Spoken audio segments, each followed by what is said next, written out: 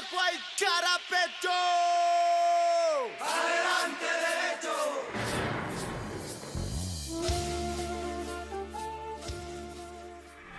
Somos estudiantes de la Universidad Autónoma Tomás Frías de la Centenaria Facultad de Derecho y cursamos el último año.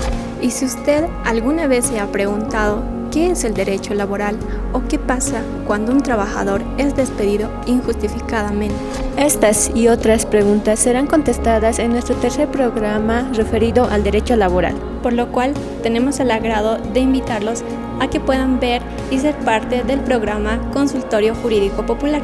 Este 4 de septiembre, a partir de las 19 horas, no falte, los esperamos.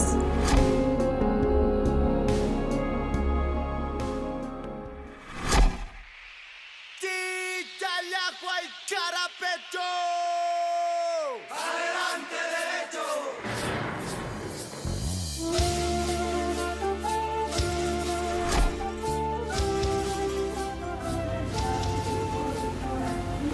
Buenas noches a todos los televidentes, bienvenidos a un nuevo programa de Consultorio Jurídico Popular. Nos encontramos aquí con el objetivo de poder brindarles un servicio social a toda la población potosina, pero así también a las personas que nos siguen en las redes sociales. Mi nombre es Cassandra Totola Ramírez, para mí es un gusto estar aquí. Y nosotras en esta oportunidad les vamos a acompañar en el transcurso del programa. Buenas noches, Miriam. Buenas noches, Cassandra. Buenas noches a toda la población potosina. Gracias por acompañarnos en este tercer programa. Mi nombre es Miriam Lisset Quispechunca. Como ya mencionó mi compañera, nosotros vamos a brindarles un servicio social de carácter jurídico sobre el tema derecho laboral. Así es, Miriam.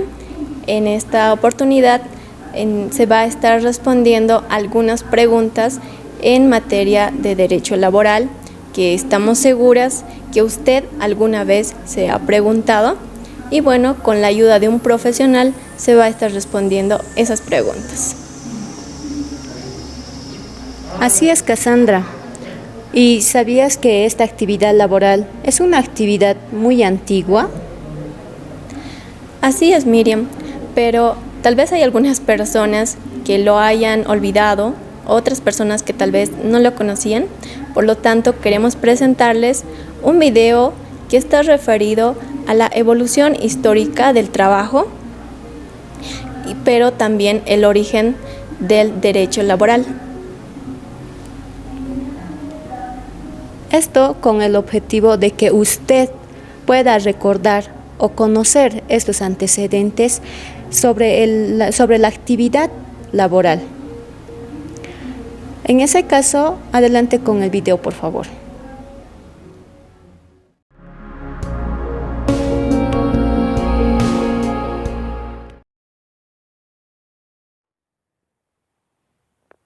La evolución de la historia del trabajo y el origen del derecho laboral. El trabajo es una actividad tan antigua como el ser humano. Sin embargo, el derecho laboral no aparece hasta el siglo XIX a partir de la Revolución Industrial. Veamos la evolución histórica de la revolución laboral a lo largo de la historia, que está marcada por 4 figuras. La esclavitud. Los esclavos eran propiedad de sus amos. No se les consideraba personas, sino cosas con las que el dueño podía hacer lo que quisiera con ellos. La servidumbre. Los siervos ya se consideraban personas y podían poseer bienes. Trabajaban la tierra del señor feudal y estaban ligados a ella. A cambio, el señor feudal les ofrecía protección. Los gremios. En las ciudades, los artesanos y comerciantes se organizaron en grupos cerrados, llamados gremios. En cada oficio, estas asociaciones estaban integradas por 3 niveles. Los maestros, que eran los dueños de los talleres. los oficiales, que hacían un trabajo especializado a cambio de un salario, y los aprendices, que trabajaban a cambio de un alojamiento y comida. Por último, el proletariado.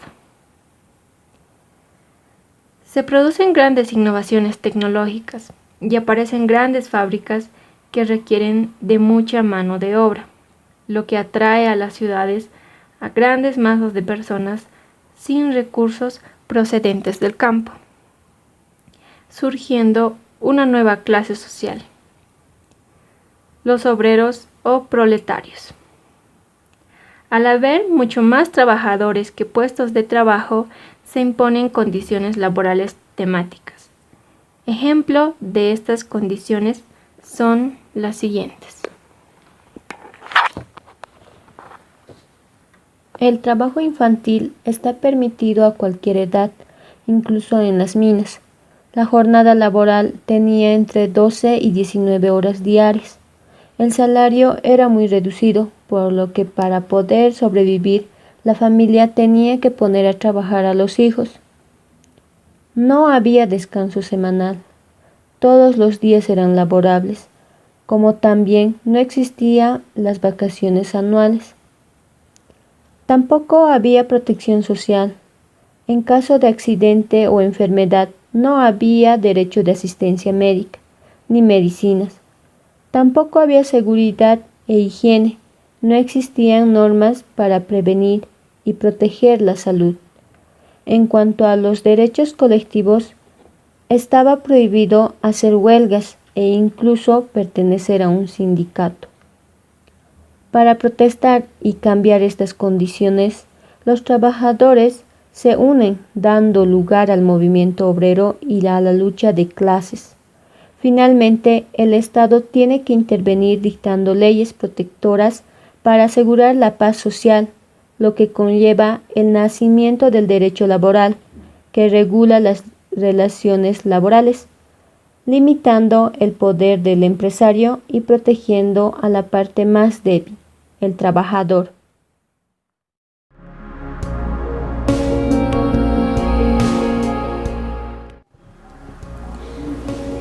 Bueno, Miriam, y dime, ¿cómo te pareció el video que acabamos de ver? Sin duda alguna, Cassandra, es muy interesante esto de los antecedentes de la actividad laboral. Claro que sí, Miriam, estoy de acuerdo contigo. Y ahora, ¿qué tal si vamos a explicarles a qué se refiere el derecho laboral?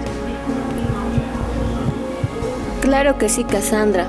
El derecho laboral es una rama del derecho que en concreto estudia las relaciones de los trabajadores y los empleadores o patrones.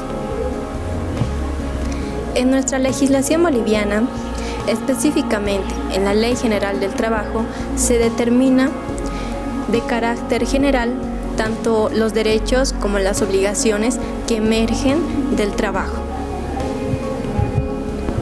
Los trabajadores son toda persona que prestan servicios intelectuales o materiales a otras personas, que éstas pueden ser naturales o jurídicas. En cambio, el patrono o empleador es la persona natural que proporciona el trabajo. La Constitución Política del Estado, al ser nuestra norma suprema, se refiere al derecho laboral en su artículo 46, parágrafo 1. Este artículo nos señala que toda persona tiene derecho a un trabajo, a una remuneración, un salario justo, equitativo y también satisfactorio, que le asegure para sí mismo y también para su familia una existencia digna, sin discriminación, con una seguridad industrial, higiene y salud. Consideramos que es importante que usted conozca esta información sobre el derecho laboral. Y continuando con el programa, iremos a ver la entrevista que se realizó al doctor Guido Mendoza Mamán.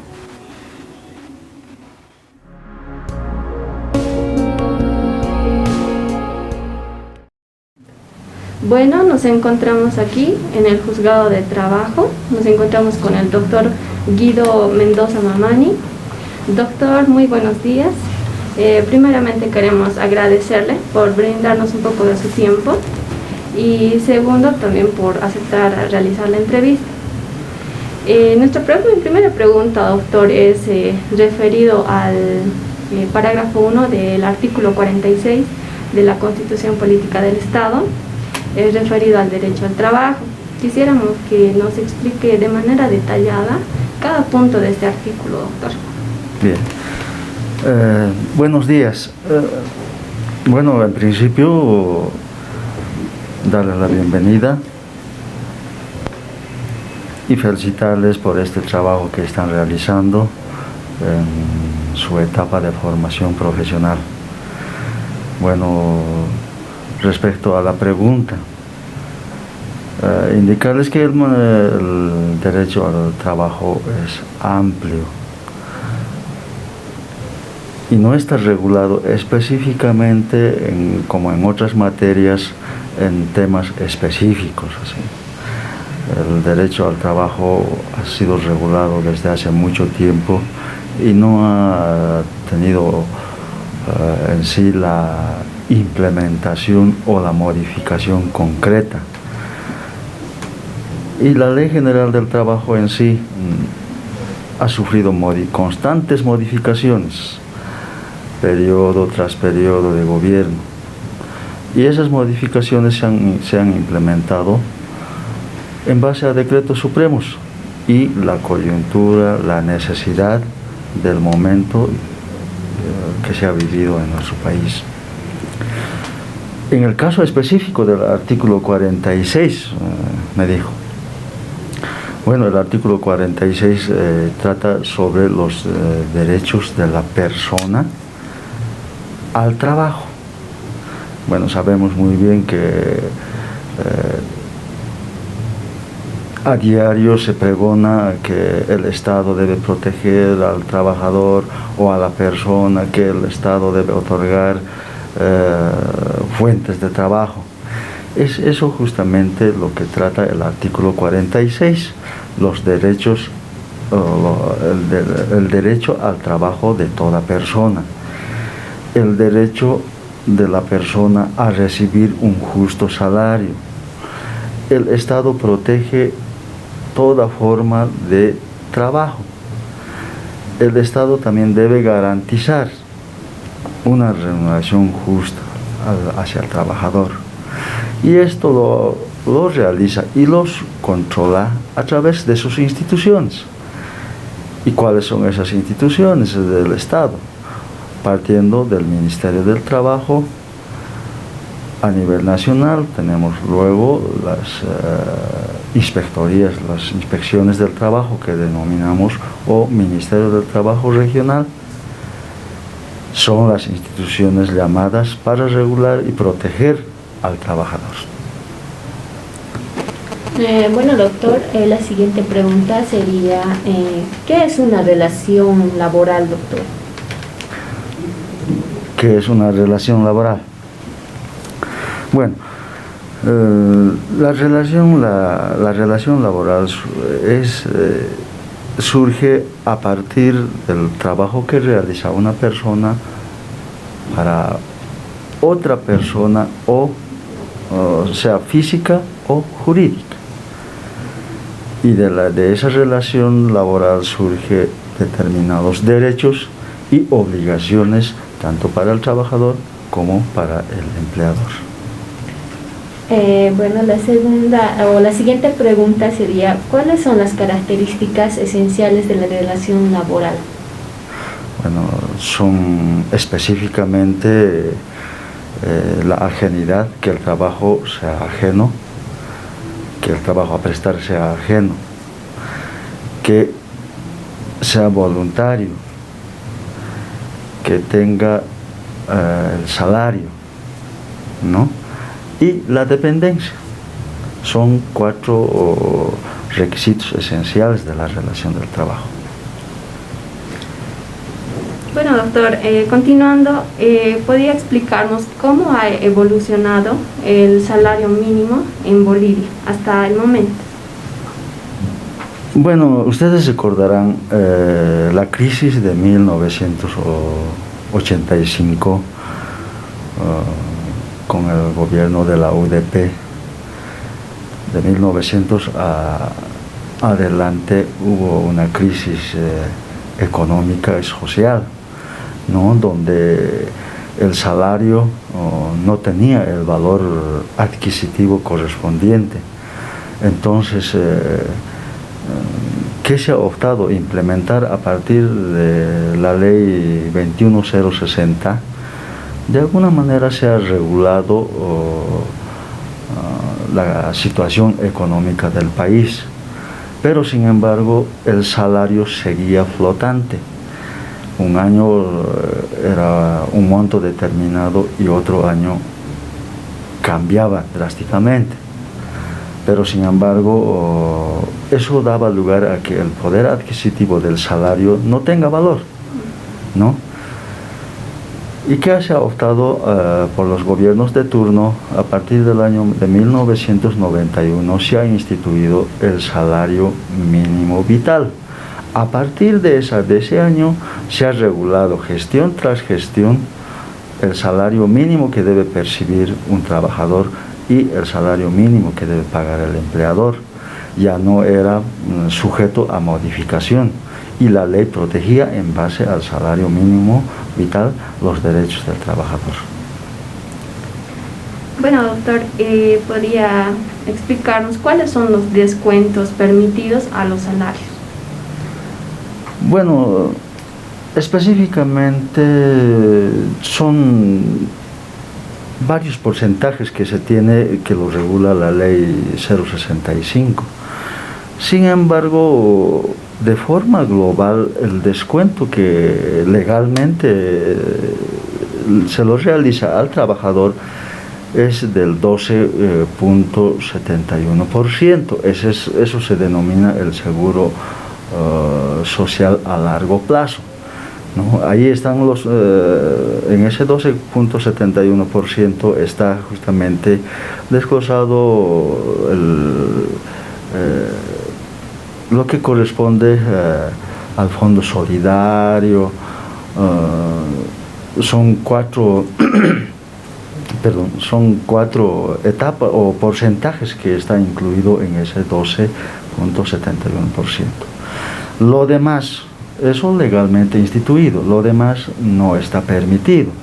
Que muchas veces escuchamos por medios de prensa que ha sido descontado el trabajador ilegalmente en beneficio de la empresa, en beneficio de un partido político.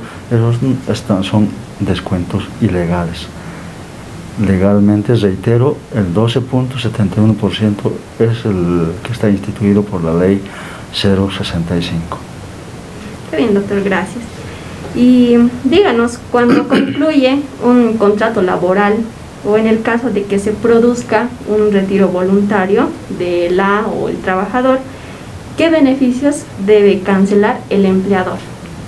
Bien, a partir de la relación obrero-patronal surgen obligaciones y derechos. En este caso, derechos del trabajador surge a partir del tercer mes trabajado, surge si es retirado en forma voluntaria o intempestivamente, tiene derecho a percibir los beneficios sociales por duodécimas. Eso implica porcentualizar los beneficios sociales que tendría el trabajador a partir del tercer mes. Si es retirado de forma intempestiva, tiene derecho al desahucio y los demás beneficios sociales que dispone la ley. Y en caso de un retiro voluntario, no tiene derecho al desahucio, pero sí a los demás beneficios sociales. Bueno, doctor, la siguiente pregunta sería, ¿qué es la indemnización por tiempo de servicios? A ver, ¿puedes reiterarme? ¿Qué es la indemnización por tiempo de servicio? Ya. La indemnización por tiempo de servicio surge, rato antes les anunciaba, a partir del tercer mes trabajado. 90 días cumplidos de trabajo por el trabajador, tiene derecho a percibir los beneficios sociales por duodécimo. Bueno, gracias, doctor. La siguiente pregunta sería, ¿qué procede cuando el trabajador o la trabajadora haya sido despedido de forma injustificada? Cuando el trabajador haya sido retirado de forma injustificada. Sí. Bien, de presentarse este caso, el trabajador tiene dos opciones: de solicitar la reincorporación o el pago de sus beneficios sociales. Y la reincorporación puede solicitarlo vía Ministerio del Trabajo, y previa evaluación del caso procede con una resolución para su reincorporación. Y en caso de que el trabajador opte por el pago de los beneficios sociales, entonces el empleador está obligado a cumplir en el plazo de 15 días con el pago de sus beneficios sociales en favor del trabajador. En caso de no realizar ese pago en ese plazo de los 15 días, surge la multa del 30% sobre el total de beneficios sociales que le correspondería al trabajador. Bueno, doctor, gracias. La siguiente pregunta, ¿cuándo pierde su estabilidad laboral la trabajadora o el trabajador? Bueno, tal vez la pregunta estaría un poco... no podemos identificar que cuándo puede perder la estabilidad la trabajadora o el trabajador. Posiblemente podríamos definirlo cuando el trabajador es o surge el retiro del trabajador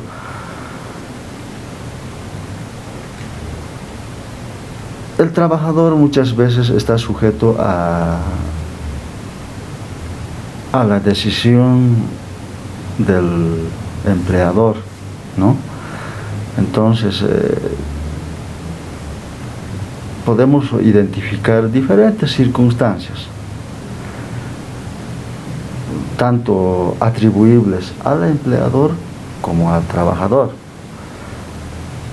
Si es al trabajador, puede ser por faltas continuas. De 3 y de 6 días discontinuos es sujeto al despido.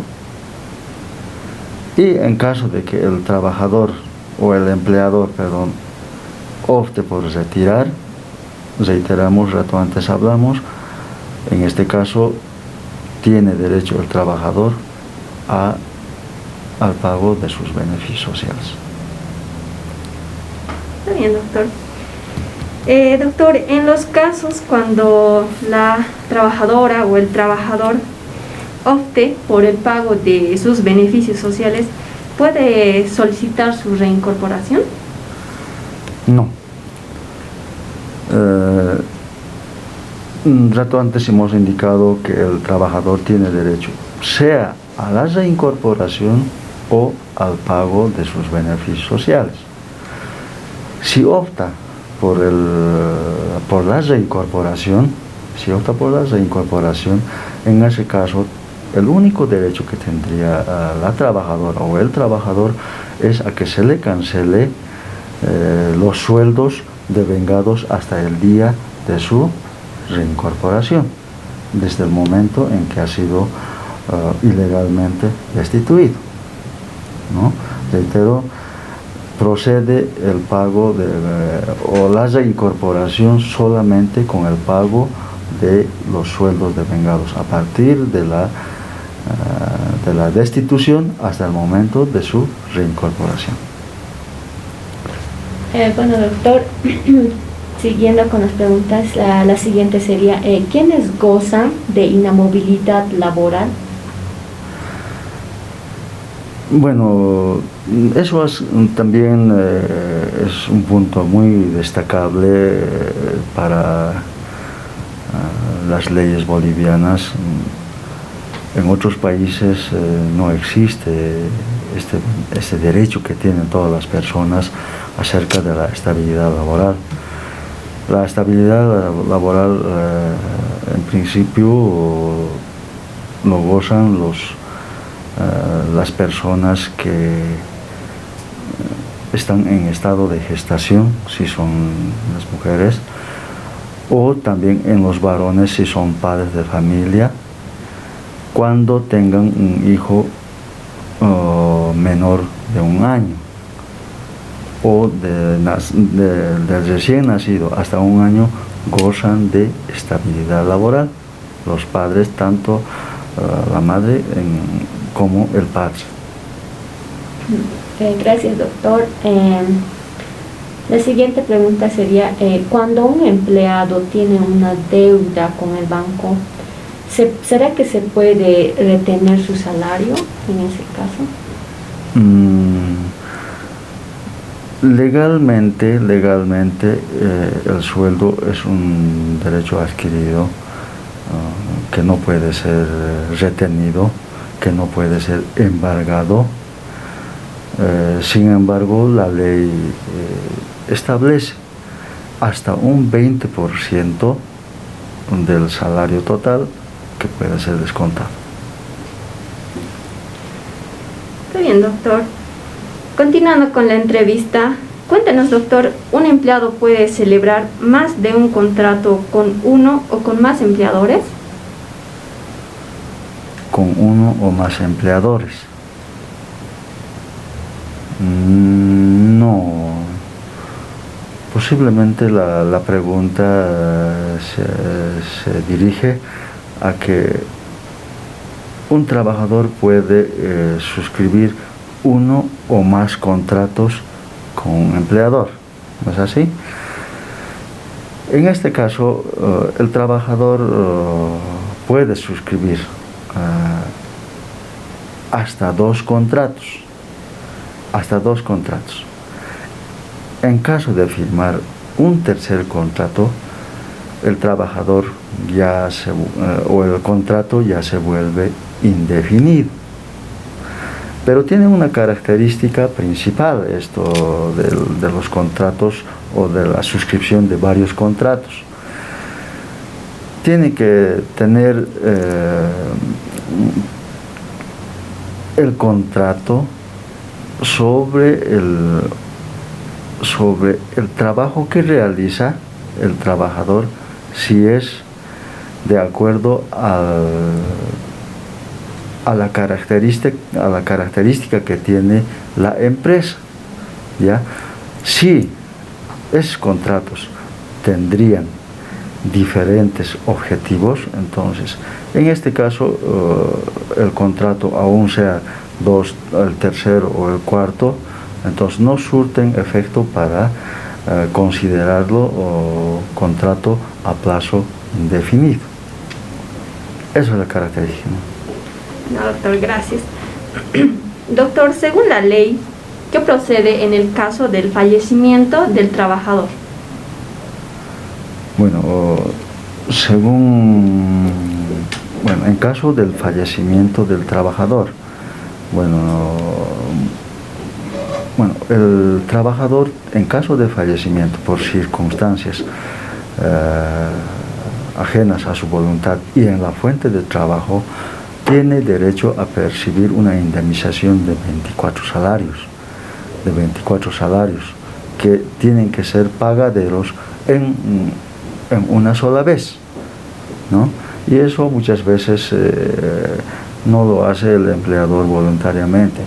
Siempre se llega a procesos laborales de manera que ahí se tenga que determinar si corresponde o no corresponde el pago de la indemnización por fallecimiento en su fuente de trabajo. Porque no nos olvidemos, siempre el empleador acusa al trabajador en estos casos de haber posiblemente operado mal la maquinaria, o por negligencia del trabajador se haya ocasionado la muerte, ¿no? Entonces, para llegar a estos extremos se recurre a la instancia judicial para determinar si le corresponde o no le corresponde ese beneficio de los 24 salarios.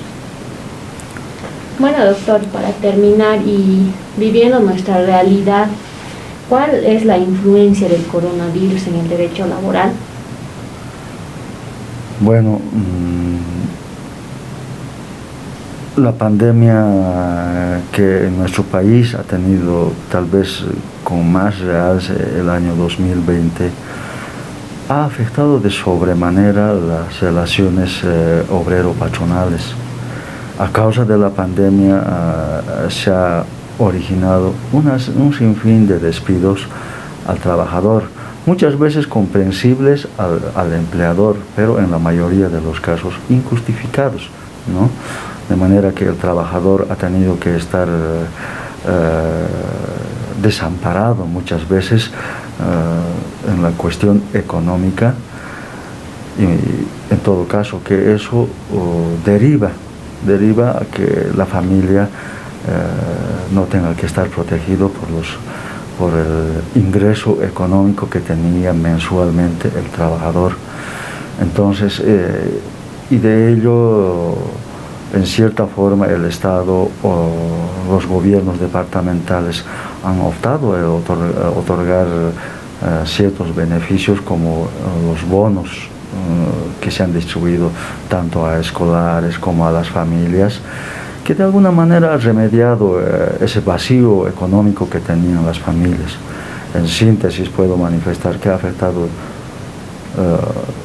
de sobremanera a los trabajadores, y hasta ahora vemos con mucha preocupación la existencia de trabajadores en la calle en busca de empleos, y muchos también con procesos para siquiera percibir el beneficio que le correspondía por derecho a cada trabajador. Bueno, doctor, le agradecemos mucho por esta información que nos ha brindado, y estamos seguras de que a la población potosina y a todos los que puedan observar el programa les va a ser de mucha ayuda, doctor. Le agradecemos mucho, doctor, por la entrevista. Bueno, el agradecido soy yo por haberme visitado, y espero haber colmado la inquietud que ustedes tenían, y desearles éxitos en esta su etapa de formación profesional, y las puertas del juzgado están abiertas para cualquier momento que ustedes lo deseen. Gracias, doctor. Muchas gracias.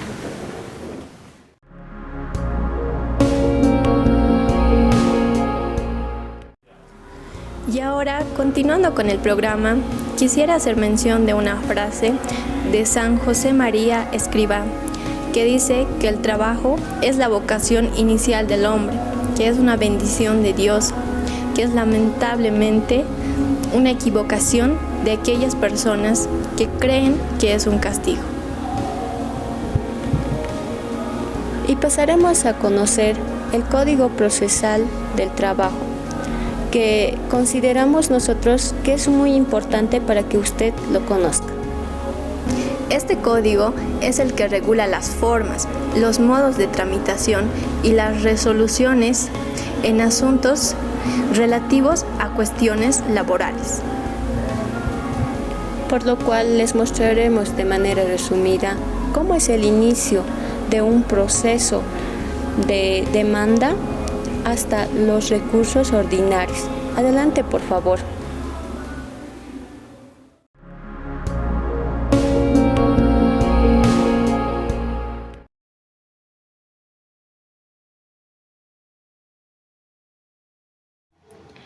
Código Procesal del Trabajo.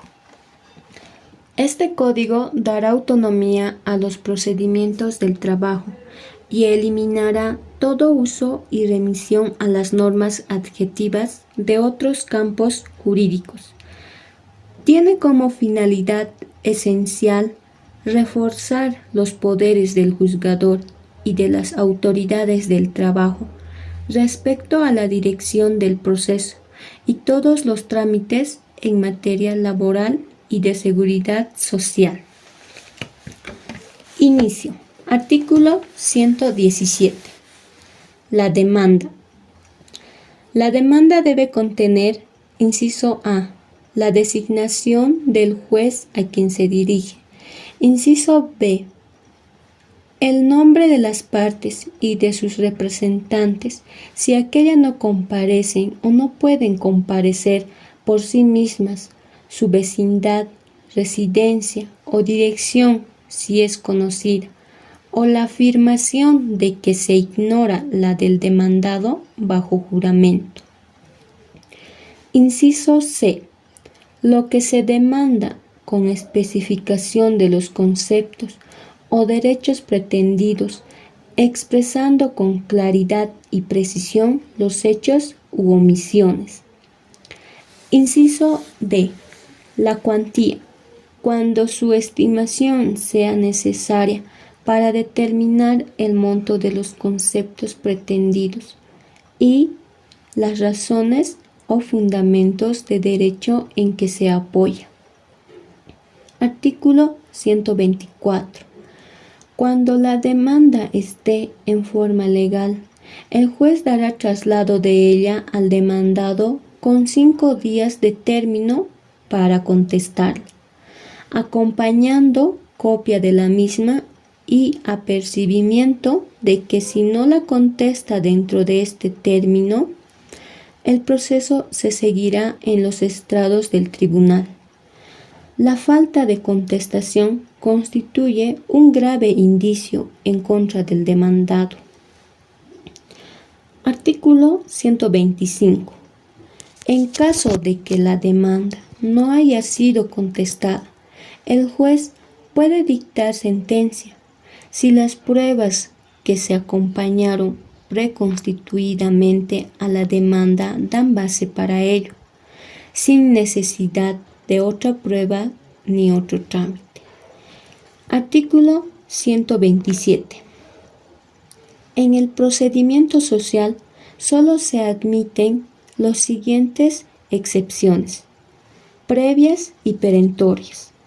Inciso A. Previas. De incompetencia, impersonería, conexitud de causas e imprecisión o contradicción en la demanda. Inciso B. Perentorias. De pago, prescripción y cosa juzgada. Artículo 128. Todas las excepciones previas se opondrán al mismo tiempo antes de contestar a la demanda acompañando prueba preconstituida. Artículo 129.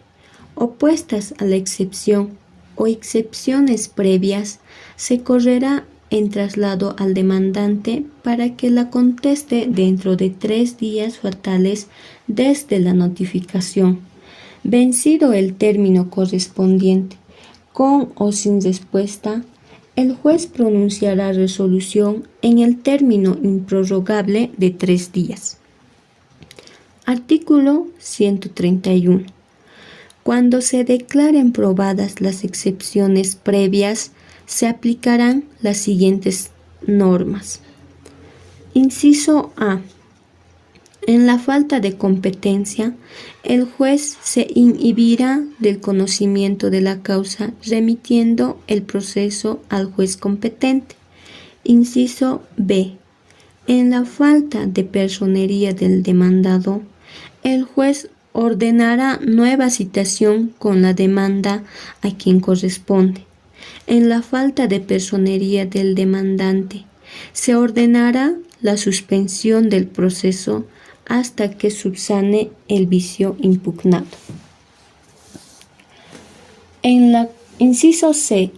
En la conexitud de causas, el juez ordenaría la remisión de obrados solo cuando el juicio anterior haya sido iniciado en otro juzgado de trabajo.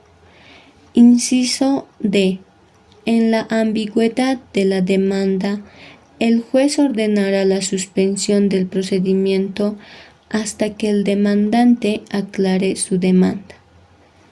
Artículo 136. La contestación a la demanda estará sujeta a los requisitos de los incisos A, B y C del artículo 117 de este Código.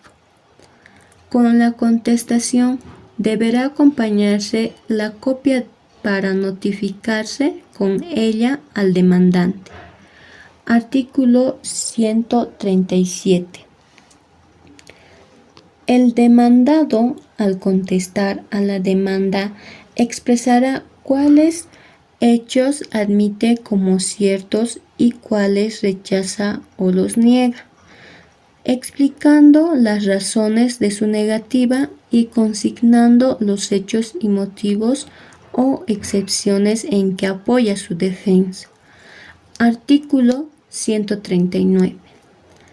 Cuando los demandantes y demandados fueran dos o más, el juez, después de contestada la demanda, les ordenará que constituyan un solo apoderado o representante sindical para que continúe el proceso, y si no lo hicieran, el juez escogerá un apoderado o representante común. Artículo 140. Si el demandado contestara afirmativamente todos los puntos de la demanda, se tendrá por confesa a la parte y el juez, sin más trámite, pronunciará sentencia declarándola probada. Si confiesa en parte, solo en esta se tendrá por probada, debiendo seguir el proceso sobre los demás puntos demandados. Artículo 141. Cuando notificada legalmente la demanda al demandado o a su representante no fuere contestada en el término previsto en el artículo 124 del presente Código, el juez de oficio o a petición de parte y en el día lo declarará rebelde y contumaz sin requerir previo informe del secretario, disponiendo la prosecución de la causa en rebeldía del demandado, sujetando el proceso a término de prueba y ordenando se le haga saber ulteriores providencias mediante cedulón fijado en estrados. Artículo 142. El demandado declarado rebelde, sin ya impugnar los términos de la demanda, podrá asumir defensa en cualquier tiempo y en el estado en el que se encuentre el proceso, previo pago de la multa prevista por ley. Artículo 144. Los incidentes no interrumpirán la tramitación del proceso principal, a menos que fueren indispensables por la naturaleza de la cuestión planteada. Artículo 147. Contestado el incidente o vencido el plazo con o sin prueba, el juez, sin más trámite, dictará resolución. De existir dos o más incidentes acumulados y en estado de resolución, podrán ser decididos en un mismo auto. Artículo 149. Con la contestación negativa a la demanda se constituye la relación jurídico-procesal y en consecuencia el juez mediante auto abrirá un periodo de prueba de 10 días comunes y perentorios a las partes, fijando en forma precisa los puntos de hecho a probarse, resultantes de las expresas pretensiones del demandante y de los puntos específicos de la contestación. Este auto podrá ser objetado por las partes dentro de tercer día y decidido mediante pronunciamiento previo e inmediato. La apelación se concederá solo en el efecto devolutivo. Artículo 150. En esta materia corresponde al empleador demandado desvirtuar los fundamentos de la acción sin perjuicio de que el actor aporte las pruebas que crea conveniente. Artículo 151. Durante el término probatorio, las partes podrán valerse de todos los medios de justificación como ser instrumentales, la confesión, el testimonio de terceros, la inspección judicial, los dictámenes periciales, los informes, los indicios, los medios científicos y cualesquiera otro medio racional que sirva a la formación de la convicción del juez, siempre que no estén expresamente prohibidos por la ley, ni sean contrarios a la moral o al orden público. Puede disponerse, asimismo, reproducciones o fotografías de documentos, objetos, lugares o personas. Es permitido, para establecer si un hecho puede o no realizarse de determinado modo, proceder a la reconstrucción del mismo. Artículo 201.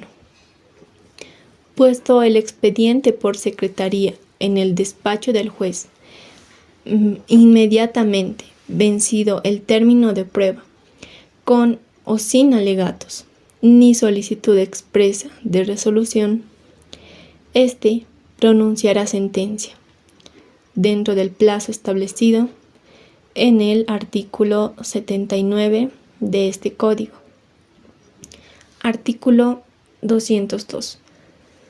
La sentencia recaerá sobre todos los puntos litigados y constará de una parte considerativa y otra resolutiva, y se dictará conforme a las siguientes reglas. Inciso A. En la parte considerativa se indicará el nombre de las partes, la relación sucinta de la acción intentada y los puntos materia de la controversia. En párrafos expresos se hará una relación de los hechos comprobados y alegados oportunamente. Se hará referencia a las pruebas que obren en los hechos. Enseguida se darán las razones y fundamentos legales que se estimen pertinentes.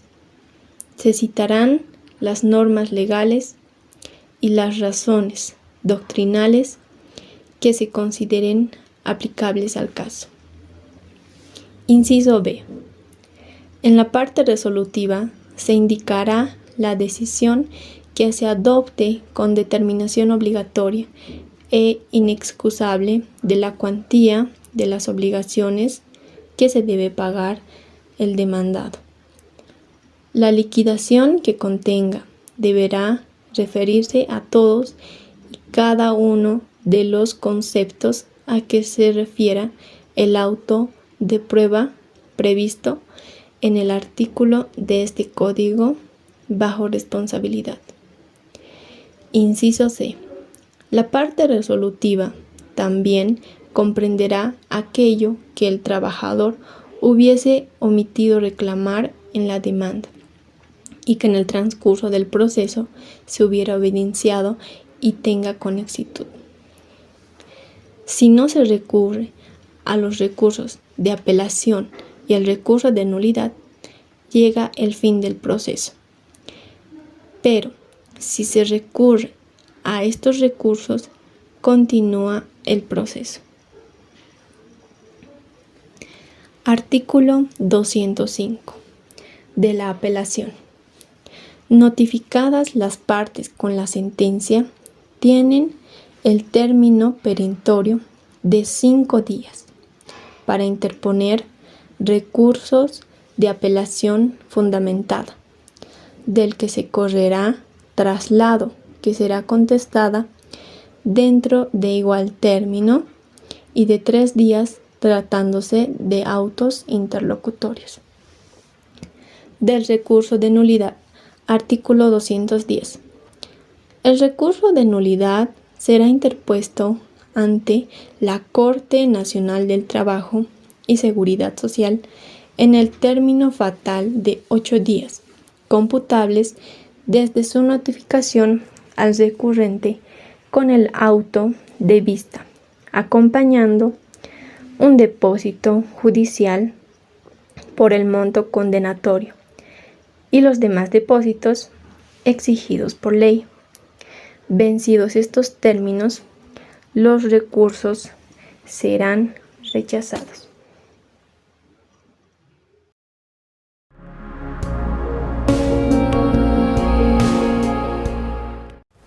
El trabajo más productivo es el que sale de las manos de un hombre contento. Autor Víctor Pochet. Quien trabaja es digno, tiene una dignidad especial, tiene una dignidad de persona. Autor Papa Francisco. Con estas frases hemos querido llegar a ustedes con el fin de poderlos motivar como trabajadores, ya que los trabajadores todos los días se sacrifican para poder llevar un pan a la mesa de su hogar. Bueno, así hemos llegado ya a la parte final de nuestro tercer programa y queremos agradecer al doctor Guido Mendoza Mamani, quien nos brindó un poco de su tiempo para la entrevista. Gracias, doctor, por habernos brindado este tiempo y esperemos que haya sido un gran aporte para todos los televidentes. Bueno, muchas gracias por acompañarnos hasta este momento del programa y podernos dejar llegar hacia ustedes por este medio televisivo. Y también los invitamos a que puedan seguir al canal universitario para los siguientes programas de Consultorio Jurídico Popular y también en que puedan seguirnos en nuestras redes sociales.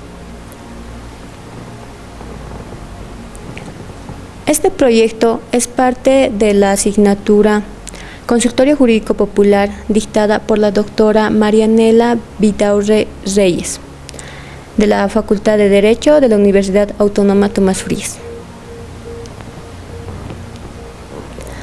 Bueno, y nos despedimos de ustedes con el tema que caracteriza a nuestra carrera. Muy buenas noches. Muy buenas noches.